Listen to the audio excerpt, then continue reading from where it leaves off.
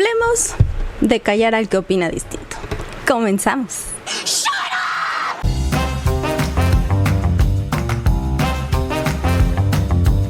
Esto es Cada Día Más Tonta, yo soy Bren Molina y hoy vamos a hablar de la libertad de expresión y Esteban Arce. Pero antes, no olvides suscribirte, darle like, picarle a la campanita y seguirme en las redes sociales porque, ¿qué crees? Que en contra de todas las sensaciones en mi cuerpo, abrí TikTok. Así es. Y entonces esta segunda temporada voy a estar en TikTok. Estoy como @CadaDiaMásTonta. Me da miedo salir en prófugos del ácido fólico. Entonces vamos a hacer una cosa. Si digo una tontería, escríbeme por privado y dime, Bren, te la mamaste o la cagaste. Y yo diré, sí. O tal vez te diré, nah. Pero tendremos un diálogo y eso es lo importante. Entonces, TikTok, síganme por ahí también. Y en Instagram, ya saben, estoy como @CadaDiaMásTontaPodcast. Va a ser el mismo contenido, entonces escojan y ya. No tienen que seguirme en las dos. O tal vez sí, como quieran. En fin, yo estoy muy contenta de empezar esta segunda temporada. Si te das cuenta, estoy más lenta porque fue mes y medio de no grabar. Pero estoy muy feliz de regresar y sobre todo de regresar con un tema que a mí me gusta mucho. Como sabes, soy periodista, fui periodista, estudié periodismo y entonces, pues la libertad de expresión es algo que va mucho con esa profesión y es algo que a mí me gusta defender mucho. No siempre fue así. Hoy sí creo que todos tenemos el derecho de decir lo que queremos. Todos, incluyendo a Esteban Arce. Y aquí voy a hacer dos aclaraciones muy importantes, ¿ok? La primera es, Esteban Arce no me cae bien, no me agrada, no concuerdo con ninguna de sus ideas, no me caía bien cuando estaba en el calabozo, no me cae bien ahora que es un fanático religioso, no me cae bien, ¿ok? La segunda aclaración es que a mí tampoco me gusta oír opiniones distintas, me gusta reafirmar que yo estoy bien, me gusta inflar mi ego. Y cuando escucho una opinión distinta a la mía y resulta que ellos están bien y yo no, mi ego sufre, básicamente. Entonces no me gusta. Pero, como te decía, con el tiempo he aprendido a defender la libertad de expresión de todos, incluyendo de gente como Esteban Arce. Y ahora sí, vamos un poquito con el contexto y el tema de lleno.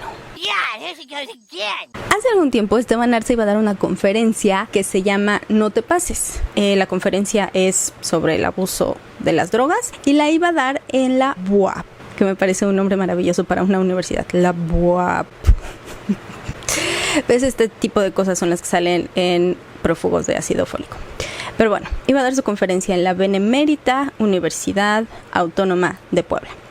El punto es que antes de que fuera a dar la conferencia, un grupo de estudiantes, y por un grupo me refiero a 20 estudiantes, no más, se plantaron afuera del auditorio de la universidad con banderas LGBT y banderas trans y como este movimiento del orgullo para impedir o para presionar a la universidad para que Esteban no presentara su conferencia. Y hasta ahí bien.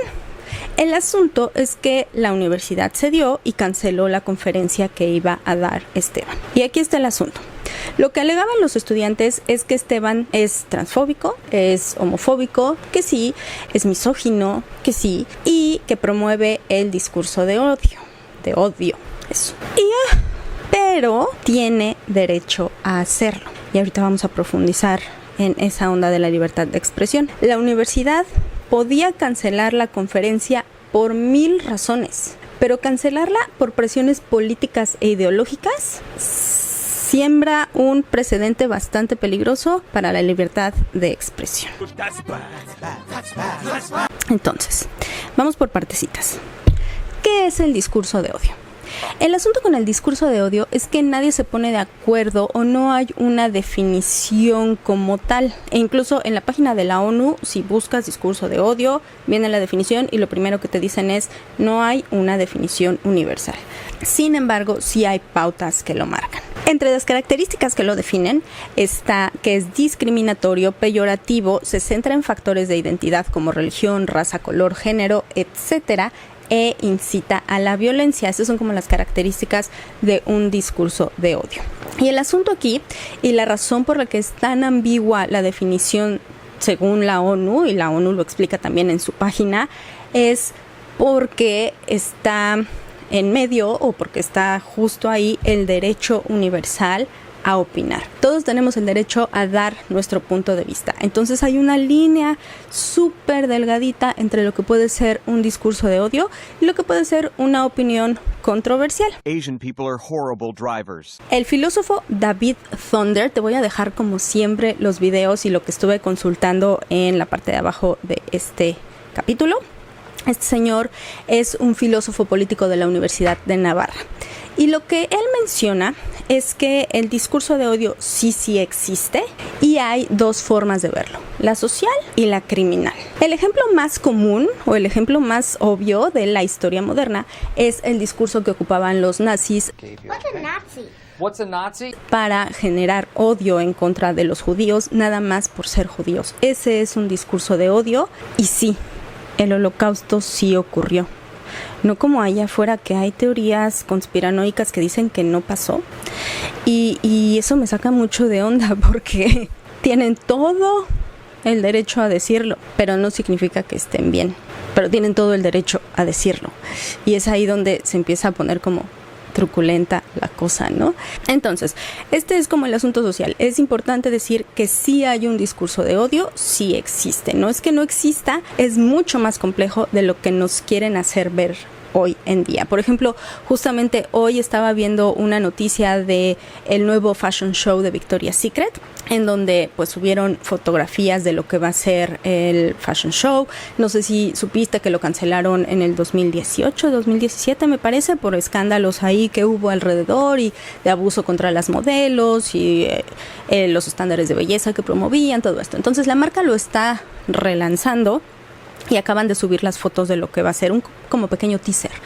Y mucha gente se quejó, no por hay evidentemente diversidad de cuerpos, y la gente no se está quejando de la diversidad de cuerpos, se está quejando de lo poco favorecedoras que son las imágenes para esta diversidad de cuerpos, sobre todo para las modelos de talla grande. ¿Y saben lo que contestó la marca? Que eso era un discurso de odio. No, Victoria's Secret, eso no es un discurso de odio, pero ese es el problema, que se está usando el término de manera súper ligera y se está diluyendo un poco lo que de verdad es. Ahora, volviendo al caso de Esteban Arce, él promueve un discurso de odio como tal. Una cosa es tener una opinión retrógrada, tener una opinión estúpida y poco informada de cualquier tema, del aborto, de la homosexualidad, de lo que quieras, de la transexualidad. Es su opinión. Y en ningún momento lo he escuchado yo decir que hay que acabar con algún grupo social o que hay que eliminar algún grupo social. Y creo que esas son como las pautas para decir si es un idiota, sí tiene opiniones muy cerradas, sí cree que el diablo lo vio a los ojos y le habló por su nombre. Historia real, vayan a ver la historia de su conversión terminando este video. Pero es su opinión y no podemos callarlo. Y ahí es en donde entra la libertad de expresión como concepto. En México, la libertad de expresión está protegida por el artículo 6 de la Constitución. También el 7 incluye este tema, pero nos vamos a enfocar en el 6. ¿Y qué dice el artículo 6 de nuestra Constitución? Ahí te va. Dice, la manifestación de las ideas no será objeto de ninguna inquisición judicial o administrativa, sino en el caso de que ataque a la moral, a la vida privada o a los derechos de terceros, provoque algún delito o perturbe el orden público. Y está muy bien, sobre todo la primera parte, en donde la manifestación de ideas está protegida. La segunda parte me parece a mí un tanto ambigua, porque habla de el ataque a la moral. ¿A la moral de quién? A la moral de la persona que se siente agredida, ¿no? Entonces, volviendo un poco a esta mezcla entre el discurso de odio y la libertad de expresión, se basan en emociones y lo que dicen los expertos es que eso es lo peligroso. Porque yo no soy responsable de lo que tú sientes por lo que yo digo. Yo soy responsable de lo que digo. Entonces tengo el derecho a decirlo.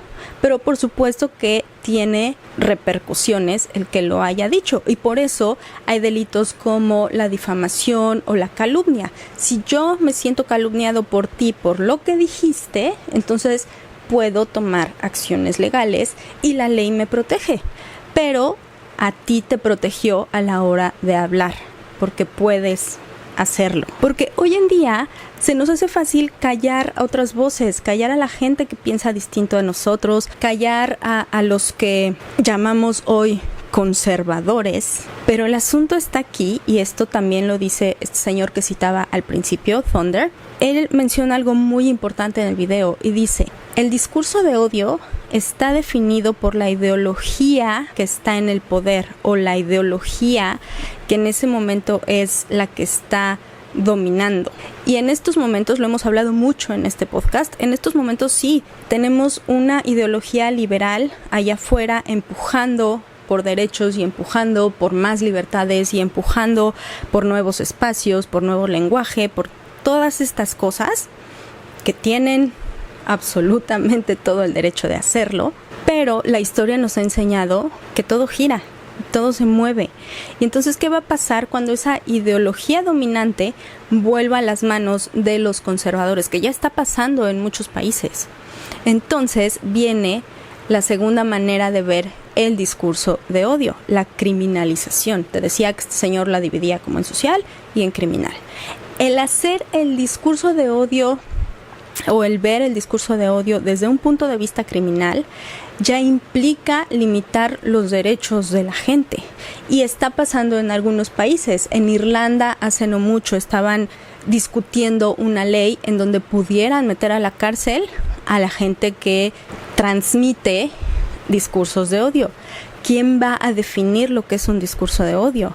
Es súper ambiguo porque es una emoción, y entonces lo que para ti puede ser un discurso de odio, para mí puede ser una opinión controversial, y ya, no pasa nada, porque de eso se trata pues el estar aquí, que haya pluralidad de pensamientos. No siempre van a ser los más acertados o los más abiertos, o incluso tiene mucho que ver con tu situación de vida, ¿no? Con la manera en la que tú has enfrentado las cosas, te va forjando el pensamiento. Entonces, muchas veces ni siquiera es que seas un retrógrada tonto, simplemente que creciste en una familia conservadora y es lo que sabes, es lo que conoces. Pero creo que el empezar a callarnos entre nosotros tiene muchas más desventajas, porque en lugar de nutrirnos a partir de escuchar al otro, nos estamos limitando a inflar nuestro ego y a reafirmar que nuestras ideas son las correctas.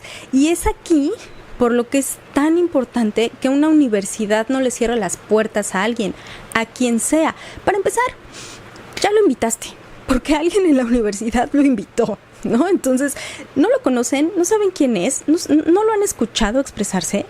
Me parece absurdo, ¿no? Pero si ya lo invitaste, pues te agarras los calzones y dices sí. Y si quieres entrar a la conferencia, entras. Si quieres dejarlo solo en el auditorio, lo dejas solo en el auditorio. Si quieres manifestarte afuera del auditorio, manifiéstate afuera del auditorio. Pero el señor tiene una invitación de la universidad para venir a hablar sobre el abuso de drogas. No sabemos qué iba a decir en su conferencia porque no la pudo dar.